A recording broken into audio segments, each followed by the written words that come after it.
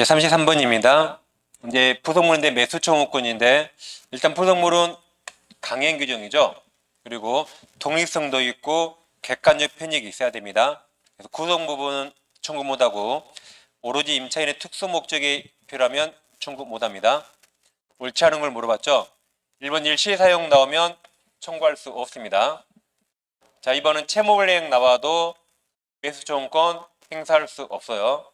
지상물이든 부속물 둘 다 똑같습니다. 3번 임차인이 부속물 매수청구권을 적법하게 행사하면, 그럼 매수청구를 행사하면 무슨 계약이 성립하죠? 매매계약이 성립하죠. 매매는 동시행, 돈 주고 물건 넘기고 동시에 하겠죠. 그래서 임차인은 임대인이 매도대금을 지급할 때까지 물건 인도를 거절해야겠죠. 동시행입니다. 돈은 줄 때까지 물건 인도를 거절할 수 있죠. 동시행관계죠. 맞습니다. 그러니까 매매계약책이라면 동시행하면 되겠죠. 4번 특수목적 나왔네요. 이것은 객관적 편익이 없으니까 부속물 매수 행사할 수 없습니다. 5번 건물 임차인 자신 비용으로 중축이 나오면 독립성이 있는가 중요한데, 우리 법원은 중축 나오면 원칙 독립성이 없다고 봐요. 원칙 독립성 없습니다. 이건 애초에 부속물이 아니죠. 부속물은 독립성이 있어야 되거든요. 독립성 없으면 부합물이고 애초에 부속물이 될 수가 없습니다. 이건 독립성이 있는 걸 말합니다. 그럼 임차인 돈으로 들였죠. 이것은 비용 유익비 문제가 되죠. 그리고 얘는 임의 규정으로서 비용 포기할 수 있죠. 비용 임의 규정 포기할 수 있다. 그럼 다시 처음부터 봅니다. 건물 임차인이 자신 비용으로 중추가 부분을 임대인에게 줄 수 있잖아요. 비용이라 포기할 수 있으니까 임대인에게 줄 수 있어요. 임대인 소유로 기속시키로 약정. 그럼 이 약정 유효입니다. 임의 규정이라 유효. 약정하였더라도 특별한 사정이 없는 한 강행 규정 무효 아니에요. 이건 임의 규정입니다. 부속물 매수가 애초에 아닙니다. 뒷부분이 완전히 틀렸죠. 이건 유익비 같은 비용 상한 문제고 임의 규정입니다. 이 약정 유효예요. 그래서 비용 청구할 수 없게 되는 거죠. 정답은 5번. 뒷부분이 완전히 틀렸습니다. 중축은 원칙 독립성 없다고 보시면 되겠습니다.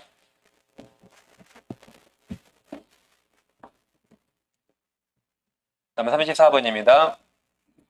우리는 건물 소유 목적으로 갑소유 토지죠. 갑소유 토지를 임차한 후 임대인 동의 없이 무단으로 전대했다. 무단은 양도 전대 똑같습니다. 이제 옳은 걸 물어봤죠. 1번. 이제 병이 갑 동의 없이 갑 물건을 직접 점유하죠. 그럼 갑은 병에게 나가할 수 있죠. 나가가 반환 청구할 수 있다. 돌려주고 나가할 수 있다. 같은 말이 점유 폐지 청구할 수 있습니다. 2번. 갑은 을과 해지할 수 있는데 지금 해지했습니까? 해지했단 말 없죠? 그럼 여전히 갑과 을은 유효니까 차임 청구권 상실하지 않았죠. 여전히 돈 받을 권리 있습니다.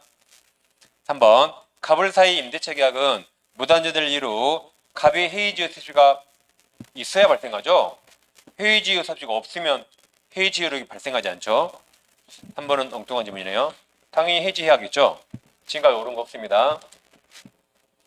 4번. 임대차 및 전대차 계약 만료 시 전차인 병이 신축한 건물이 엑스토지 현존하고 갑이 임대차 계약을 갱신을 거절하면 병이 갑에게 매수 청구할 수 없다. 맞았죠? 이건 동의 있을 때 가능하죠. 임대인 동의 있어야 매수 청구 가능하죠. 지금 임대인 동의 없잖아요. 근데 건물 매수 청구합니까? 빤 맞습니다. 빤 맞아요. 이게 정답이죠. 매수 청구할 수 없다. 동의 있을 때나 가능합니다. 5번. 갑을 사이 임대차가 존속합니다. 그럼 해지했어요? 안 했어요? 갑이 우리가 해지 안 했죠. 우리에게 월세 받네요. 월세 받으니까 재산상 손해는 없습니다. 그래서 갑은 토지 불법점을 이유로 병에게 또 월세 달라면 됩니까? 안 되죠. 우리에게 받으니까 병에게는 월세 달라 못하겠죠. 그래서 부당이득이나 손해배상 청구할 수 없습니다. 우리에게 돈 받으면 재산상 손해가 없습니다. 그래서 이 동의 없는 양도전대에서 5번 1심이 가장 많이 나왔죠.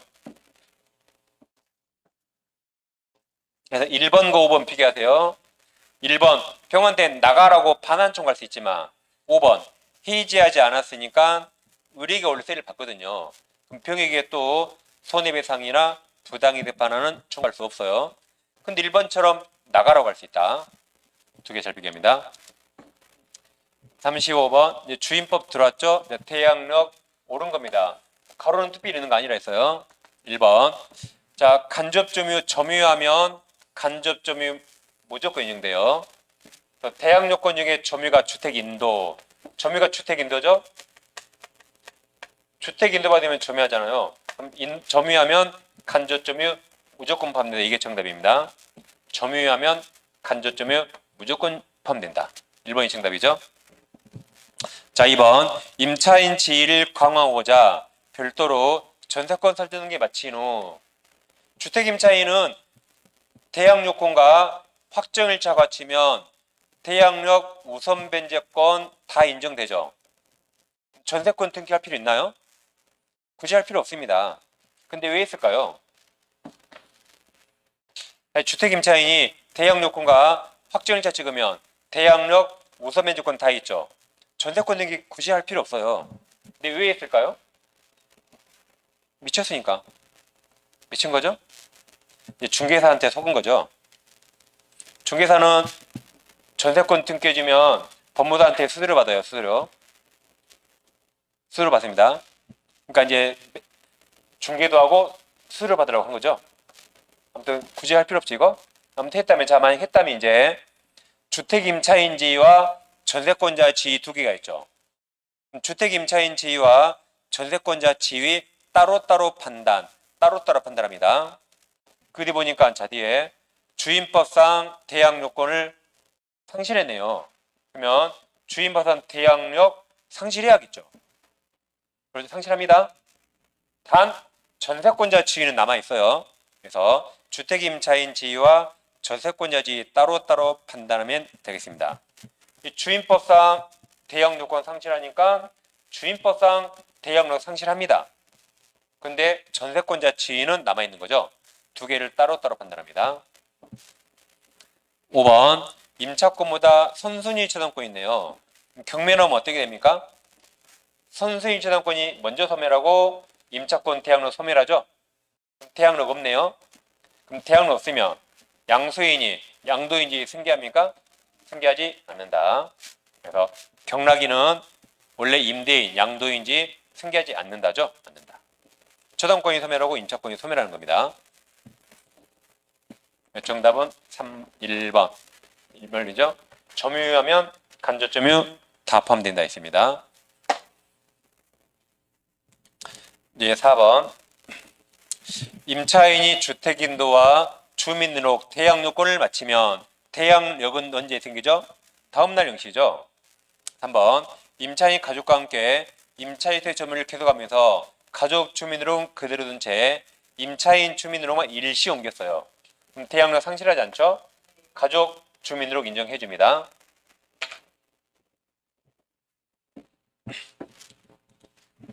네, 36번입니다. 자, 갑은 선순위 권리적 없는 서울특별시 을 건물이에요. 을 상가 건물을 보증금 2억 원, 월세 400만 원을 임차했습니다. 그럼 서울은 환산보증금 9억 이하면 상인법 전부 다 적용되죠. 9억 이하라 상인법 전부 다 적용됩니다. 그럼 대항력 인정됩니다. 우선변제권 다 인정돼요. 우선변제권 인정된다. 상인법 전부 다 적용됩니다. 기억에서 임차인 갑이 이기 차임액 상당액을 은폐하면 갑이 을은 계약갱신하고 거절할 수 있나요? 상인법은 3기죠? 상인법 3기입니다. 주임법이 2기, 상인법이 3기. 상인법은 숫자가 3자가 제일 많다 그랬죠? 기억 틀렸고.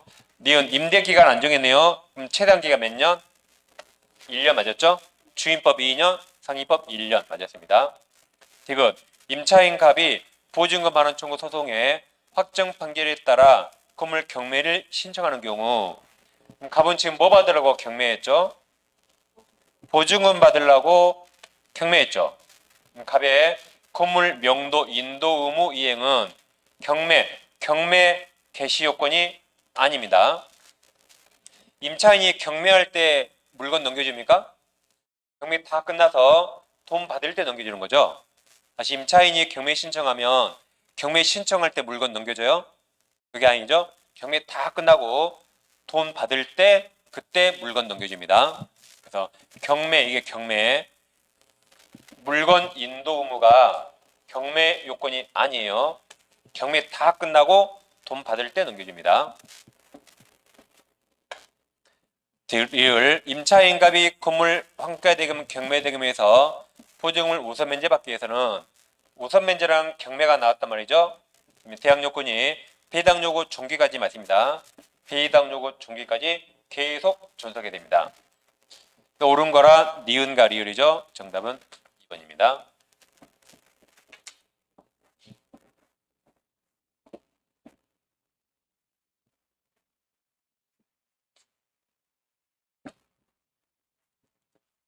다음 37번입니다. 이제 집합건물법 옳은 걸 물어봤죠.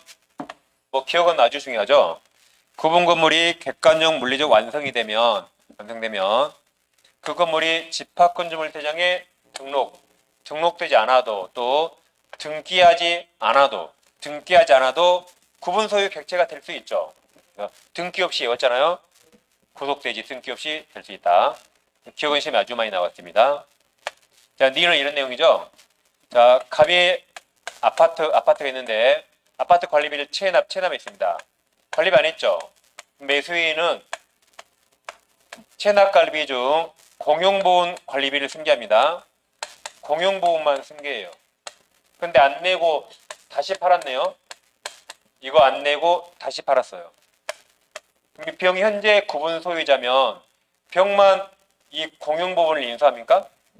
원래 을이 냈어야 되죠. 그래서 을도 이걸 인수하고 병도 같이 인수합니다. 중첩적으로 같이 인수한 거죠. 현재 소유자만 인수한 게 아닙니다. 그럼 자, 니은에서 집합건물 구분 소유권의 특별 승계인 을, 매수인 을, 구분은 매수인 을이다. 매수인 을이 그 구분 소유권을 다시 제3자 병한테 이전한 경우 관리규약에 달리 정함이 없는 한 각 맞아요. 각 특별 승계인은 자신의 전 구분 소유자가 이거죠. 자, 을이 봤을 때 전 구분 소유자 갑 그리고 병이 봤을 때 전 구분 소유자 을 맞아요. 그 공용 부분 체납 관리비 지급할 책임이 있다 해서 맞았습니다. 둘이 중첩적 인수하니까 둘 다 책임집니다. 니은은 맞았습니다. 그리고 전유 부분이 구분 소유권 목적인 걸 말하죠. 그래서 옳은 거라 니은과 디귿에서 5번이 정답입니다.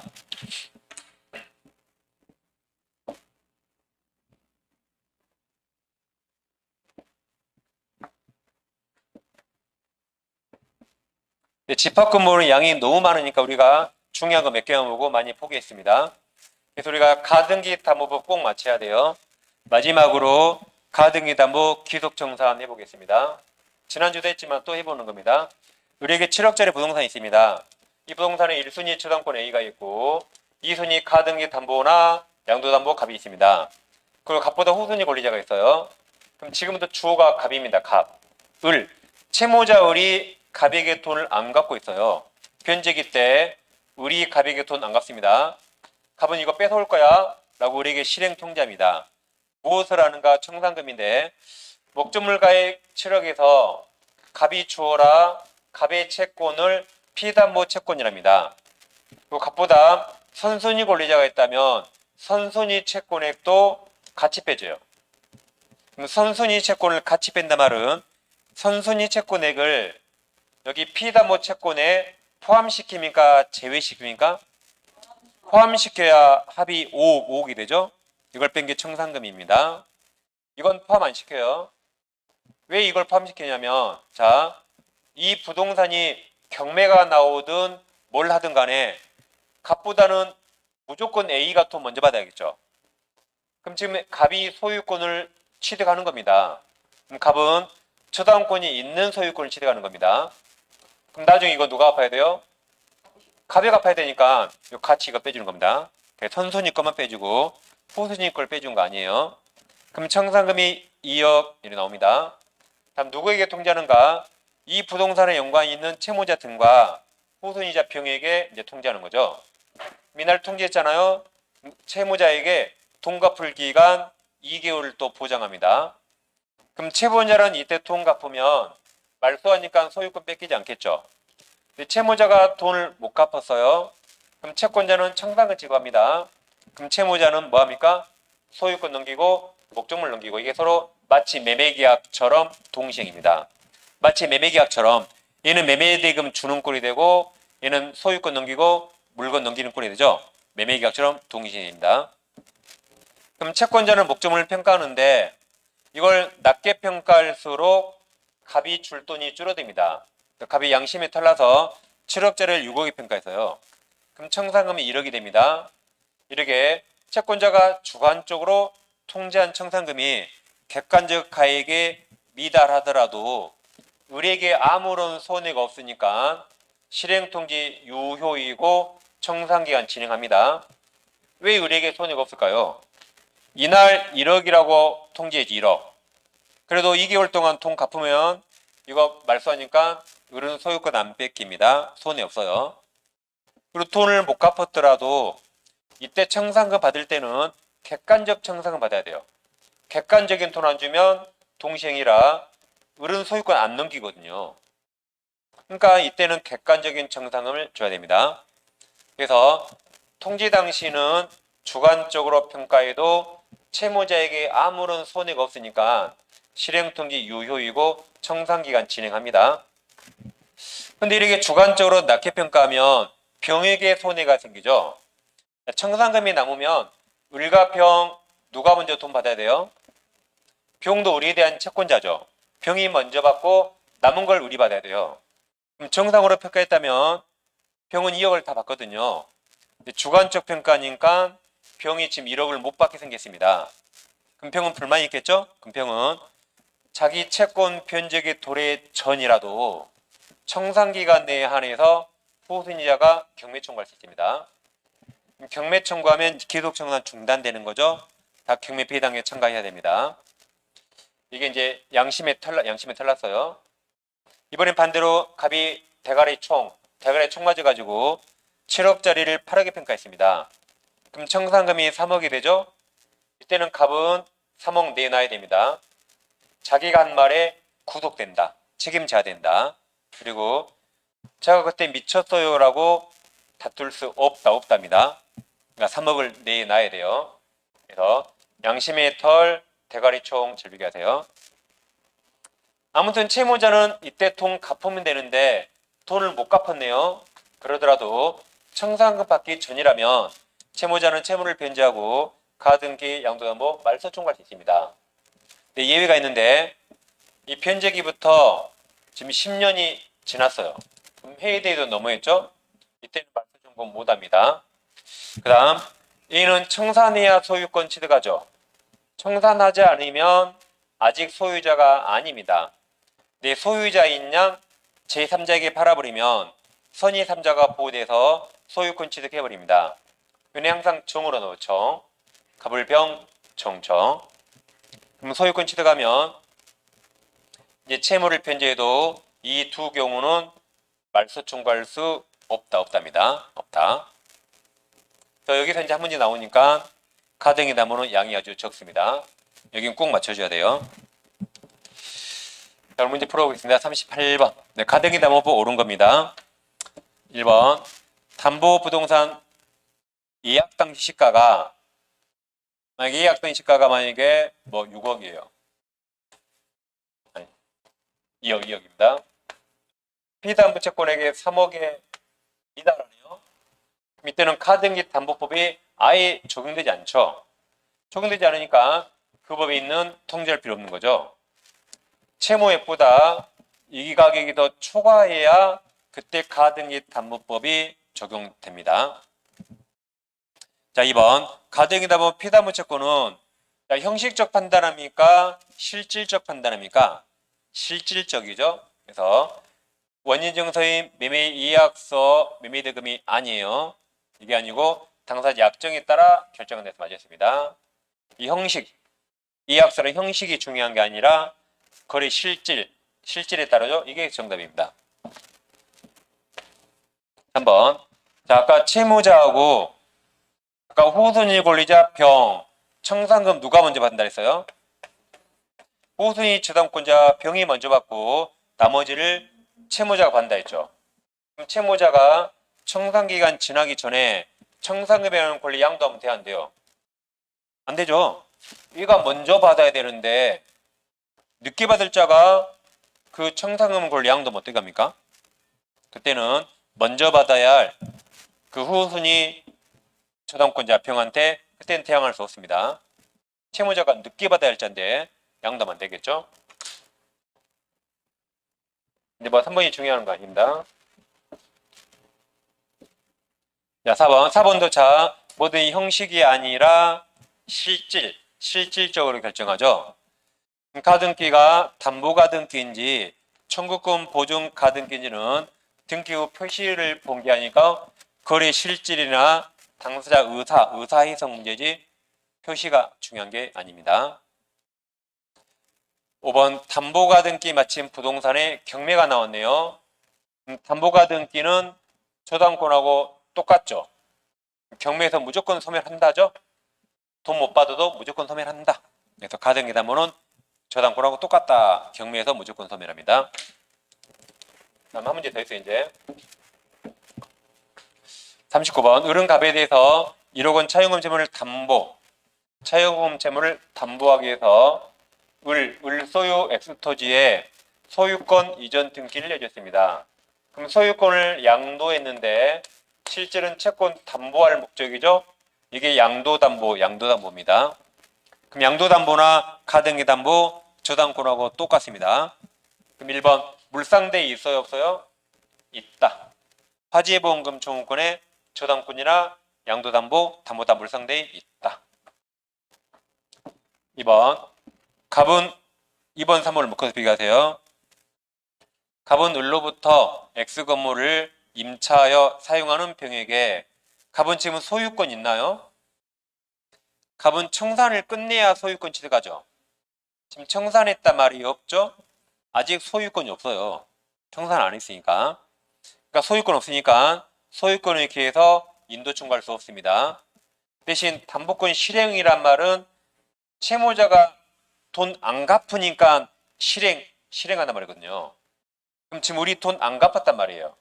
그래서 갑은 담보권 실행으로서 을로부터 임차하여 건물을 점유하는 병에게 인도 청구할 수 있습니다. 이게 틀렸네요. 그래서 갑은 아직 소유자 아니에요. 그러니까 소유권을 한 게 아닙니다. 대신 돈 안 갚으면 뺏어올 거야. 실행을 근거로 을이나 그 병한테 인도 청구할 수 있습니다. 두 개 잘 비교하세요.